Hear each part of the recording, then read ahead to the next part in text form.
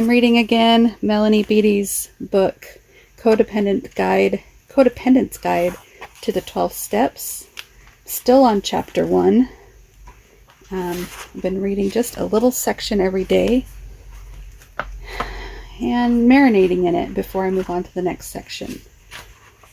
This one is called Accepting Powerlessness. Some of us have an easy time accepting the premise in this step, that we are powerless over others. By the time we get to this step, we're ready to give up and give in. Others have a struggle accepting powerlessness. I love this step, but I hate that I can't control. I hate being vulnerable and helpless. I don't like feeling comfortable or being in emotional pain. I get sick of having to detach and surrender. But the love affair with this step comes in when I admit the truth. I am powerless over much in life, and when I try to have power where I have none, I get crazy. I can't control others no matter how much I want to, no matter how much better I think I know what's right for them. I can't control what others do, think, or feel, whether or how they choose to interact with me, whether or when they choose to grow and change, and whether or when they choose to recover from their addictions. Sometimes I can't control myself. I'm powerless over the backlog of feelings and negative beliefs I've accumulated. I'm powerless over the backlog of feelings and negative beliefs I've accumulated. I'm powerless over my own and other people's addictions, including addictions to alcohol and misery. I can't control my children or other people's children. I'm powerless over results, life, circumstances, events. I can't control the course of relationships. I can't control timing. God, I wish I could control timing, but I can't. When I try to control myself by rigidly repressing my thoughts and feelings, I lose myself. I fall deeper into the pit of myself and the morass of codependency. When I try to control other people, I make them and myself crazy. When I try to control addictions, the addictions control me. When I try to control what others think of me, I turn into a puppet on strings. Controlling makes me and others crazy. It puts me under the control of whatever I'm trying to influence. I lose myself. I lose touch with myself. And other people get angry with me and tend to back off. When I try to control situations and circumstances, I set up blocks to events moving forward. When I spend my time and energy trying to have power when I have none, I lose my ability to live my own life. Controlling sets up a peculiar energy. People can feel it, even if we're just thinking about it and not acting on it.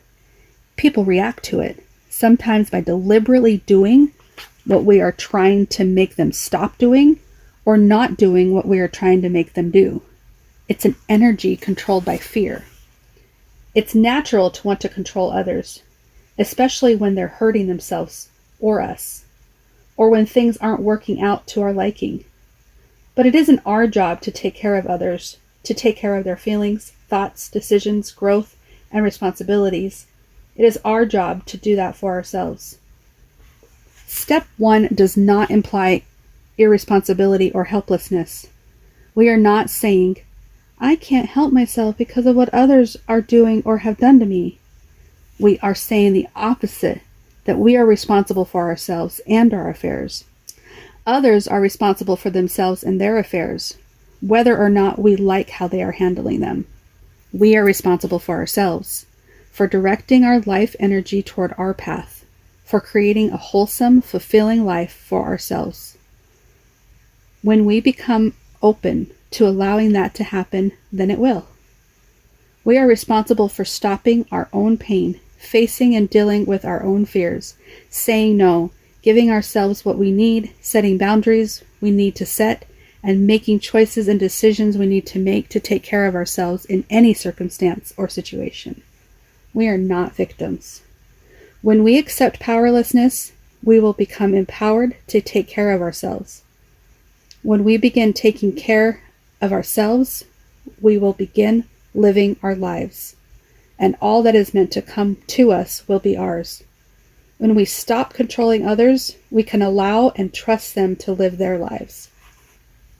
This step grounds us in reality and in ourselves. It centers us. It balances us.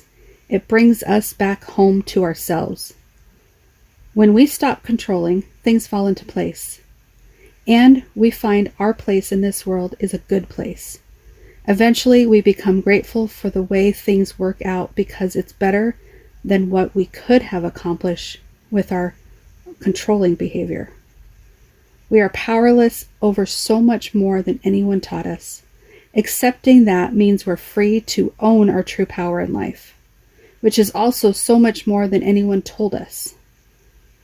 We have power to think, feel, solve problems, set boundaries, set and reach goals, create, heal, take care of, and love ourselves unconditionally, and love those around us unconditionally.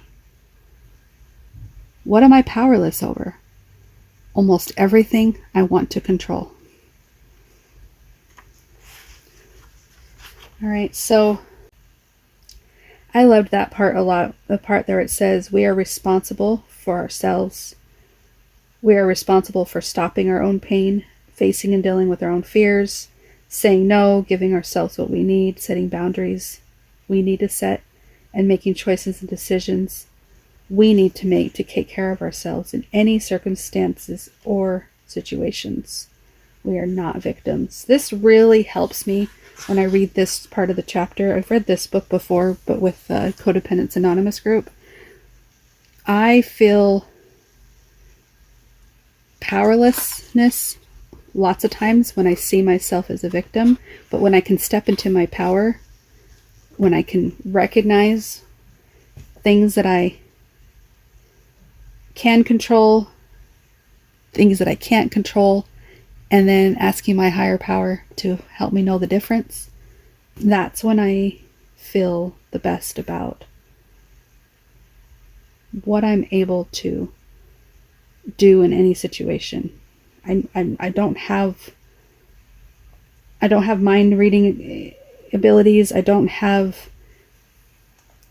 a way to force people to say things or do things that would make me happier. And plus, it'd be more authentic if people just did things on their own accord and it'd feel more genuine instead of me manipulating people to do things or say things that make me feel good. So yeah, it's been a big eye-opening experience for me. Thank you for reading with me. Stay tuned for tomorrow's reading. That's going to be called the detachment step. I feel like that would be really important. And that will be the last part of chapter 1. How exciting. Thank you so much for hanging in there with me. I hope these are short enough to get a little bite size of what Melody Beattie's take is on the Codependents Guide to 12-Step. I hope that you are getting something out of these readings to listen to me read what Melody Beattie thinks of the Codependents Guide to the 12 Steps.